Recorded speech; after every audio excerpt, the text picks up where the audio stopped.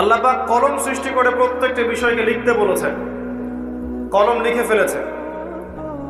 কালি শুকিয়ে গেছে, কলম উঠিয়ে নেওয়া হয়েছে। অতএব এই দুনিয়ার জীবনে আপনার দুনিয়ার বাড়ি গাড়ি, টাকা পয়সা, রিজিক, ব্যবসা বাণিজ্য, স্ত্রী সন্তান, এইগুলোকে নিয়ে এত বিচলিত হওয়ার কিছু নাই।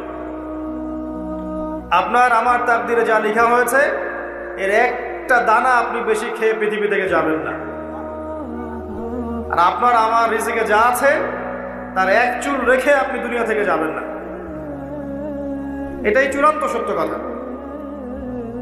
আপনি ঘুষ খান আর সুদ খান আর দুর্নীতি করেন আর মানুষের সম্পদ আত্মসাৎই করেন না কেন, যতটুকু লেখা আছে আপনার তাকদিরে এর বেশি আপনি কিচ্ছু পাবেন না। আর আপনি হালালে থাকার জন্য যতই কষ্ট করেন, হালালে আছেন, সবজি বিক্রি করে খাচ্ছেন, আপনি ছোটখাটো ব্যবসা করছেন, মানুষ আপনাকে দাম দেয় না, আন্ডার এস্টিমেট করে, গরিব বলে, ফকির মিসকিন বলে, কিন্তু আপনার তাকদিরে যা আছে আপনি সেটাই পাবেন, এর বেশি আপনি কিচ্ছু পাবেন। হুয়াল আউয়াল ওয়াল আখির, আল্লাহ পাক প্রথম এবং আল্লাহই শেষ।